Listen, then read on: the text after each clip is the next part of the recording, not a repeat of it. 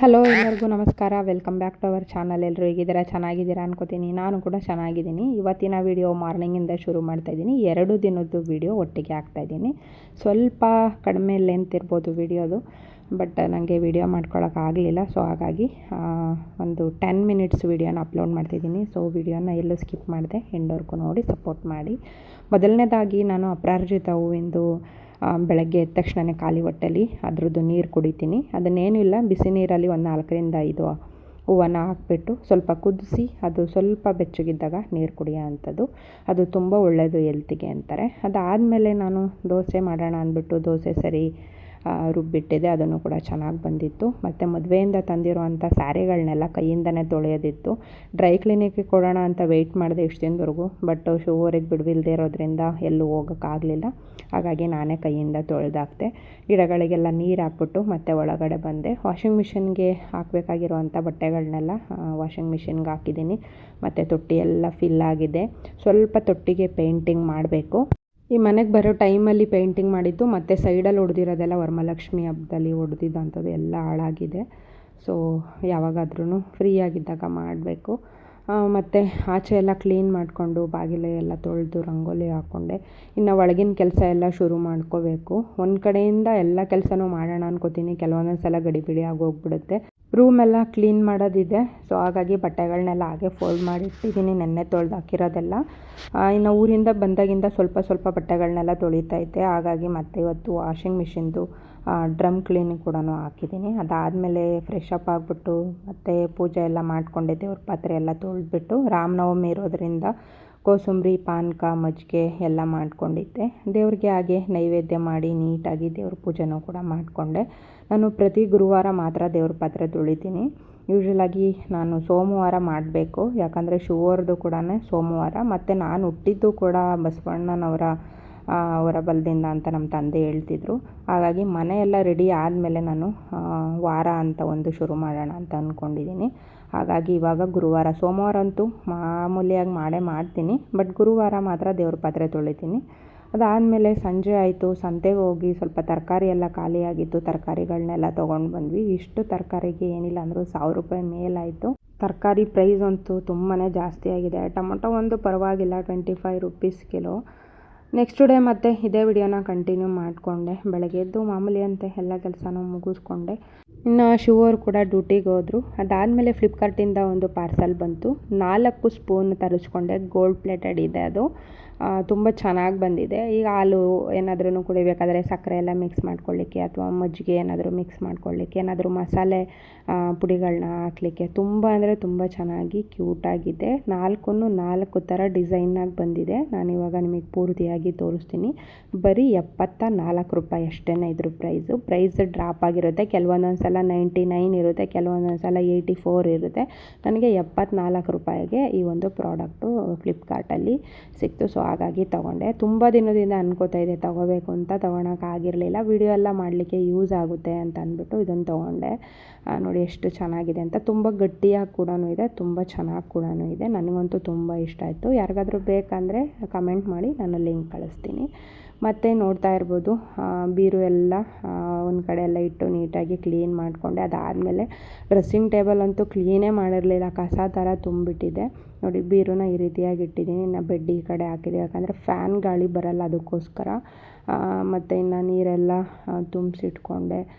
ಇನ್ನು bed 2 ಇದಿತ್ತಲ್ಲ box, ಅದನ್ನು ಕೂಡ ಸ್ನಾನದ ಮನೆಯಲ್ಲಿ ಹಾಕ್ಬಿಟ್ಟು ಅದಕ್ಕೊಂದು ಬೆಡ್ಶೀಟ್ ಕವರು ಮುಚ್ಚಿಟ್ಟಿದ್ದೀನಿ. ಇನ್ನು ಡ್ರೆಸ್ಸಿಂಗ್ ಟೇಬಲ್ದೆಲ್ಲ ಇಲ್ಲಿ ಹಾಕ್ಬಿಟ್ಟಿದ್ದೀನಿ. ಎಲ್ಲ ಪೂರ್ತಿ ಹರಡ್ಕೊಂಬಿಟ್ಟಿದ್ದೀನಿ. ಇದನ್ನೆಲ್ಲ ಕ್ಲೀನ್ ಮಾಡ್ಕೋಬೇಕು. ಎಷ್ಟೊಂದಿದೆ ನೋಡ್ತಾ ಇರ್ಬೋದು. ದೇವ್ರ ಸಾಮಾನುಗಳು ಅದು ಇದು ಎಲ್ಲದನ್ನು ಎತ್ತಿಟ್ಕೊಂಡಿದ್ದೀನಿ. ಮತ್ತು ಡ್ರಾಗಳೆಲ್ಲ ತೊಳಿಲಿಕ್ಕೆ ಹಾಕ್ಕೊಂಡೆ, ಅದರೊಳಗಡೆ ಇರೋವಂಥ ಐಟಮ್ಸು. ಮತ್ತು ಕಿಚನಲ್ಲಿ ಸ್ವಲ್ಪ ಹರಡ್ಕೊಂಡಿದ್ದೀನಿ. ನನಗಂತೂ ತಲೆನೇ ಓಡ್ತಾ ಇರಲಿಲ್ಲ, ಹಂಗಾಗೋಗ್ಬಿಡ್ತು. ಎಲ್ಲ ಕಡೆನೂ ಅಷ್ಟು ಹರಡ್ಕೊಂಡು ಇನ್ನೇನು ಮಾಡೋದು, ಮಾಡಲೇಬೇಕು. ಯಾಕಂದರೆ ತುಂಬ ದಿನ ಆಯಿತು ಇದನ್ನೆಲ್ಲ ಧೂಳೆಲ್ಲ ತೆಗೆದು ನೀಟಾಗಿ ಡ್ರೆಸ್ಸಿಂಗ್ ಟೇಬಲ್ಲು ಎಲ್ಲ ಕ್ಲೀನ್ ಮಾಡಿಕೊಂಡು. ಮಳೆ ಗಾಳಿ ಸಮಯ ಇವಾಗ, ತುಂಬ ಗಾಳಿ ಬೀಸುತ್ತೆ, ಹಾಗಾಗಿ ಧೂಳು ಬಂದೇ ಬರುತ್ತೆ. ಇನ್ನು ಕಿಚನ್ದು ರ್ಯಾಕರೆಲ್ಲ ತೊಳೆದಿಟ್ಟಿದ್ದೀನಿ. ಮತ್ತು ಡ್ರಾಗಳನ್ನೆಲ್ಲ ತೊಳಿಲಿಕ್ಕೆ ಹಾಕಿದ್ದೀನಿ, ಎಲ್ಲ ತೊಳಿಬೇಕು. ಇದನ್ನು ಕೂಡ ಒಣಗೇ ಬಿಡ್ತು, ನೋಡ್ತಾ ಇರ್ಬೋದು. ಎಷ್ಟು ಬೇಗ ಡ್ರೈ ಆಗುತ್ತೆ ಅಂತಂದರೆ ಅಷ್ಟು ಬಿಸಿಲಿದೆ. ಇನ್ನು ಊಟ ಮಾಡಿಟ್ಬಿಟ್ಟು ಒಳಗಡೆ ಹೋದೆ. ಮೊದಲು ಒಳಗಡೆ ಎಲ್ಲ ಕೆಲಸ ಮುಗಿಸ್ಕೊಳ್ಳೋಣ ಅಂತ. ನಮ್ಮ ಗಿಡದಲ್ಲಿ ಒಂದೇ ಒಂದು ಹೂವು ಬಿಟ್ಟಿದೆ. ಎಷ್ಟು ದಿನದಿಂದ ಕಾಯ್ತಿದೆ ಅಂತ ಸಖತ್ ಖುಷಿ ಅನ್ನಿಸ್ತು ನನಗೆ. ತುಂಬ ಹುಳ ಬಂದುಬಿಟ್ಟಿತ್ತು. ನೆನ್ನೆಯಿಂದ ಎಲ್ಲ ತೊಳೆದಿದ್ದೆ ಹುಳನೆಲ್ಲ. ಆದ್ರೂ ಕೂಡ ಚಿಕ್ಕ ಚಿಕ್ಕದು ಮೊಟ್ಟೆಗಳೆಲ್ಲ ಬರುತ್ತೆ. ಔಷಧಿ ಎಲ್ಲ ಸ್ಪ್ರೇ ಮಾಡಬೇಕು, ನಂಗೆ ಟೈಮ್ ಸಿಕ್ಕಿಲ್ಲ, ಹಾಗಾಗಿ ಮಾಡಿಲ್ಲ. ಈ ದಾಸವಾಳ ಹೂವು ನೋಡಿ ಎಷ್ಟೊಂದು ಅರಳಿದೆ ಅಂತ ಹೇಳಿ ಹೂವನ್ನೆಲ್ಲ ಬಿಡಿಸಿಟ್ಕೊಂಡೆ. ಮತ್ತು ಸ್ವಲ್ಪ ಟಿಫನೆಲ್ಲ ಮುಗಿಸ್ಕೊಂಡು ತೊಳೆಯೋನೆಲ್ಲ ತೊಳೆದಿಡೋಣ ಅಂತ ಅಂದ್ಬಿಟ್ಟು ಸ್ವಲ್ಪ ಬಿಸಿಲು ಕಡಿಮೆ ಆದಮೇಲೆ ಎಲ್ಲ ತೊಳೆದಿಟ್ಕೊಂಡಿದ್ದೀನಿ. ನೋಡ್ತಾ ಇರ್ಬೋದು, ಎಲ್ಲ ತೊಳೆದಿಟ್ಕೊಂಡು ಮತ್ತು ಸ್ಕ್ರೀನ್ಗಳೆಲ್ಲ ಕಿಟಕಿದು ಮತ್ತು ಕರ್ಟನ್ಗಳು ಎಲ್ಲದನ್ನು ತೊಳೆದ್ಬಿಟ್ಟು ಹಾಕಿದ್ದೀನಿ. ಎಷ್ಟೊಂದಿದೆ ನೋಡ್ಬೋದು. ಇನ್ನು ಒಳಗಡೆ ಅಷ್ಟು ಪಾತ್ರೆಗಳಿದ್ದು ಅದು ನಂಗೆ ವಿಡಿಯೋನೇ ಮಾಡೋಕ್ಕಾಗಲಿಲ್ಲ, ಅದನ್ನು ಕೂಡ ಎಲ್ಲ ತೊಳೆದಿಟ್ಟೆ. ಅದಾದಮೇಲೆ ಮತ್ತೆ ನೆಕ್ಸ್ಟ್ ಡೇ ಅದನ್ನು ಕ್ಲೀನ್ ಮಾಡೋಕ್ಕೆ ನಿಂತ್ಕೊಂಡೆ. ಅವತ್ತಾಗಲೇ ಇಲ್ಲ ಕ್ಲೀನ್ ಮಾಡೋಕ್ಕೆ, ಎಲ್ಲ ತೊಳೆದಿರೋದೆಲ್ಲ ಒಣಗಿತ್ತು. ಮತ್ತು ಡ್ರೆಸ್ಸಿಂಗ್ ಟೇಬಲ್ ಕ್ಲೀನ್ ಮಾಡ್ಕೊಳ್ಳೋಣ ಅಂತ ಡ್ರೆಸ್ಸಿಂಗ್ ಟೇಬಲ್ ಹತ್ರ ಬಂದೆ. ಅದನ್ನು ನೋಡಿಬಿಟ್ರೆ ನನಗೆ ತಲೆನೇ ಓಡ್ತಾ ಇರಲಿಲ್ಲ, ಆ ಥರ ಬ್ಲ್ಯಾಂಕ್ ಆಗಿಬಿಡ್ತು. ಎಲ್ಲ ಚಿಕ್ಕ ಚಿಕ್ಕದು ಐಟಮು, ಒಂದೊಂದು ವಸ್ತು ಜೋಡಿಸ್ಬೇಕಂದ್ರೂ ಅದೆಷ್ಟು ವಸ್ತು ಇರುತ್ತೆ ಅಷ್ಟು ಸಲ ಕೆಳಗಿಂದ ಎತ್ತಿಡ್ತಾನೆ ಇರಬೇಕು. ನನಗಂತೂ ಸಾಕಾಗೋಯ್ತು. ಏನಕ್ಕಾದ್ರೂ ತೆಗೆದ್ನಪ್ಪ ಇಷ್ಟೆಲ್ಲ ಅನ್ನಿಸ್ಬಿಡ್ತು. ಬಟ್ ಏನು ಮಾಡೋದು, ತುಂಬ ಧೂಳಿದ್ರೂ ಅದು ಒಳ್ಳೆಯದಲ್ಲ, ನೋಡೋಕ್ಕೂ ಆಗೋಲ್ಲ. ಎವ್ರಿಡೇ ನಾವು ಕೂಡ ಯೂಸ್ ಮಾಡ್ತಾ ಇರ್ತೀವಿ. ಸೊ ಇದು ಸೀಟ್ ಮನೆ ಆಗಿರೋದ್ರಿಂದ ಧೂಳು ಬಂದೇ ಬರುತ್ತೆ. ಮತ್ತು ತುಂಬ ದಿನದಿಂದ ಪೌಡರ್ಗಳನ್ನೆಲ್ಲ ತಂದು ಇಟ್ಕೊಂಡಿದ್ದೆ, ನಾನು ಯೂಸೇ ಮಾಡಿರಲಿಲ್ಲ. ಅಲ್ಲಿ ಇಲ್ಲಿ ಓಡಾಟಗಳ ನಡುವೆ ಯಾವುದೋ ಒಂದು ಪ್ರಾಡಕ್ಟು ಯೂಸ್ ಮಾಡಿರಲಿಲ್ಲ. ಸಖತ್ತು ಪ್ರಾಡಕ್ಟ್ಗಳು ಮಾಡ್ಕೊಂಬಿಟ್ಟಿದ್ದೆ ನಾನಂತೂ. ಅದನ್ನೆಲ್ಲ ಡೇಟ್ ನೋಡಿ ನನಗೆ ನೆನಪಿರೋ ಥರ ಇಟ್ಕೊಂಡೆ.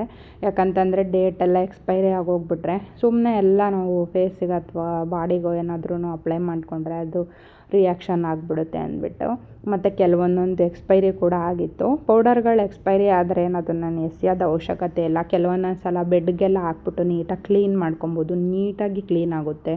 ಮತ್ತು ಅದರದ್ದು ಇದು ಕೂಡ ಸ್ಮೆಲ್ ಕೂಡ ಚೆನ್ನಾಗಿರುತ್ತೆ. ಮತ್ತು ಚಿಕ್ಕ ಚಿಕ್ಕದು ಪ್ಯಾಕಲ್ಲಿ ಒಂದು ಪೇಪರೆಲ್ಲ ಹಾಕ್ಬಿಟ್ಟು ಅದನ್ನು ಬೀರುಗೆಲ್ಲ ಇಟ್ಟರೆ ಜಿರಳೆಗಳೆಲ್ಲ ಕಡಿಮೆ ಆಗುತ್ತೆ. ಮತ್ತು ಬಟ್ಟೆಗಳೂ ಕೂಡ ಸ್ಮೆಲ್ಲು ತುಂಬ ಚೆನ್ನಾಗಿರುತ್ತೆ. ಕಂಫರ್ಟೆಲ್ಲ ಹಾಕಿದಾಗ ಸ್ಮೆಲ್ ಇರುತ್ತಲ್ಲ, ಆ ಥರ ಒಂದು ಸ್ಮೆಲ್ ಇರುತ್ತೆ, ತುಂಬ ಚೆನ್ನಾಗಿರುತ್ತೆ. ಅದೇನೇನು ವೇಸ್ಟ್ ಮಾಡೋ ಅಂಥ ಅವಶ್ಯಕತೆ ಏನಿಲ್ಲ. ಪ್ರತಿ ಸಲ ನಾವು ಕ್ಲೀನಿಂಗ್ ಅಂತ ಶುರು ಮಾಡಿದ್ರೆ ಫಸ್ಟು ಒಂದು ಕಡೆಯಿಂದ ಶುರು ಮಾಡ್ಕೋಬೇಕು. ನಾನು ಯಾವಾಗಲೂ ಅದೇ ಥರನೇ ಮಾಡ್ಕೊತಿದ್ದೆ. ಬಟ್ ಫಸ್ಟ್ ಟೈಮು ಶಿವರು ಏನು ಮಾಡಿದ್ರು, ಒಂದು ಕಡೆ ತೆಗ್ದುಬಿಟ್ರು. ನನಗೆ ಸಮಾಧಾನನೇ ಆಗಲಿಲ್ಲ. ನಾನು ಎಲ್ಲ ಕಡೆನೂ ಹರಡ್ಕೊಂಡ್ಬಿಟ್ಟೆ, ಇದನ್ನು ಕ್ಲೀನ್ ಮಾಡೋಣ ಅದನ್ನು ಕ್ಲೀನ್ ಮಾಡೋಣ ಅಂತ. ಕೆಲವೊಂದೊಂದು ವಸ್ತು ಏನಿರುತ್ತೆ ಅಲ್ಲೊಂದು ಇಲ್ಲೊಂದು ಇರುತ್ತೆ, ಅದನ್ನು ಒಂದು ಪ್ಲೇಸ್ ಹತ್ರ ಇಡಬೇಕಿರುತ್ತೆ ನಾವು.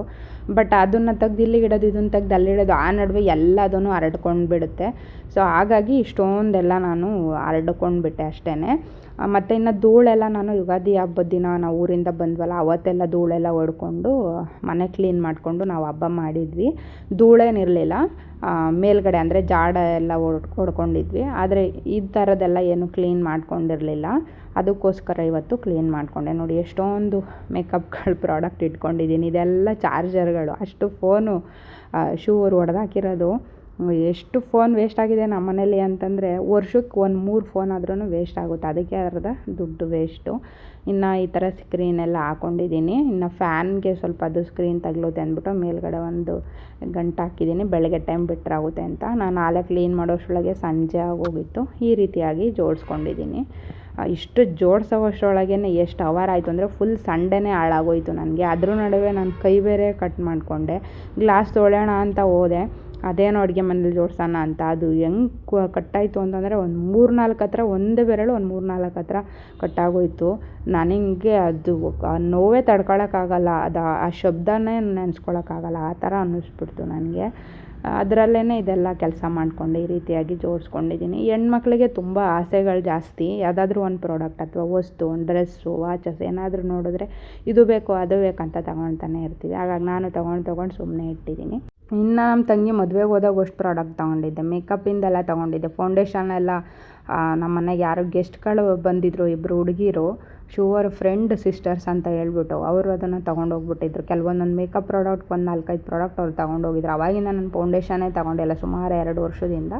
ಹಾಗಾಗಿ ಇವಾಗ ರೀಸೆಂಟಾಗಿ ಮದುವೆ ಟೈಮಲ್ಲಿ ತೊಗೊಂಡಿದ್ದೆ.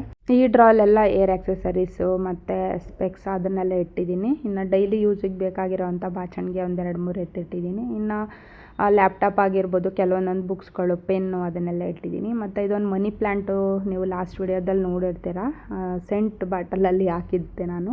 ಅದನ್ನು ಆ ಥರ ಡಿಸೈನ್ ಮಾಡ್ಕೊಂಡಿದ್ದೀನಿ. ಈ ರೀತಿಯಾಗಿ ಜೋಡಿಸ್ಕೊಂಡಿದ್ದೀನಿ. ಇನ್ನು ಆಚೆನೂ ಕೂಡ ಅಷ್ಟೇ ಎಲ್ಲ ಕರ್ಟನ್ಸ್ ಎಲ್ಲ ಚೇಂಜ್ ಮಾಡಿಕೊಂಡು ಈ ರೀತಿಯಾಗಿ ಜೋಡಿಸ್ಕೊಂಡಿದ್ದೀನಿ ನೋಡಿ. ಈ ರೀತಿಯಾಗಿ ಇನ್ನು ಸ್ವಲ್ಪ ಸೋಫಾ ಕವರೆಲ್ಲ ಈಗ ರೀಸೆಂಟಾಗಿ ಹಬ್ಬದ ದಿನ ಚೇಂಜ್ ಮಾಡಿದ್ದೆ, ಹಾಗಾಗಿ ಚೇಂಜ್ ಮಾಡಿಲ್ಲ. ಇನ್ನು ಸೋಫಾ ಕವರು ಮತ್ತು ಕುಷನ್ ಕವರೆಲ್ಲ ಚೇಂಜ್ ಮಾಡಬೇಕು. ಅಷ್ಟರೊಳಗೆ ಹೊಟ್ಟೆ ತುಂಬ ಹಸಿತಾ ಇತ್ತು ನನಗೆ. ಚಪಾತಿ ಎಲ್ಲ ಲಟ್ಸೋಕ್ಕಾಗಲಿಲ್ಲ, ಬೆರಳು ತುಂಬ ನೋವಾಗ್ಬಿಟ್ಟಿತ್ತು. ಹಾಗಾಗಿ ಗ್ಯಾಸ್ ಬೇರೆ ಖಾಲಿಯಾಗಿರೋದ್ರಿಂದ ಶಿವವ್ರು ಆಚೆ ಕಡೆನೇ ಚಪಾತಿ ಮಾಡಿಕೊಡ್ತಾಯಿದ್ರು. ನಾನು ರೈಸ್ ಮಾಡಿ ಸಾಂಬಾರು ಮಾಡ್ಕೊಂಡಿದ್ದೆ, ಅವರು ಚಪಾತಿ ಒಂದು ಮಾಡಿಕೊಟ್ರು. ಇನ್ನು ಆಚೆ ಎಲ್ಲ ಸ್ವಲ್ಪ ಕಸ ಗುಡ್ಸೋಣ ಅಂತ ಹೋದೆ, ಮತ್ತೆ ಎಲ್ಲ ಎಲೆ ಬಿದ್ದುಬಿಟ್ಟಿತ್ತು. ಹಾಗಾಗಿ ಆಚೆನೂ ಕೂಡ ಎಲ್ಲ ಎಲೆಗಳೆಲ್ಲ ಗುಡಿಸ್ಬಿಟ್ಟು ಅದಕ್ಕೂ ಕೂಡ ಬೆಂಕಿ ಅಂಟಿಸ್ಬಿಟ್ಬಿಟ್ಟೆ. ಇದಾಗಿತ್ತು ನನ್ನ ಡೈಲಿ ರುಟೀನ್ ವ್ಲಾಗ್. ಹೇಗಿತ್ತು ವಿಡಿಯೋ ಕಮೆಂಟ್ ಮಾಡಿ. ವಿಡಿಯೋ ಇಷ್ಟ ಆದರೆ ಲೈಕ್ ಮಾಡಿ, ಶೇರ್ ಮಾಡಿ, ಚಾನಲ್ನ ಸಬ್ಸ್ಕ್ರೈಬ್ ಮಾಡಿ. Thank you for watching. Love you all. Take care.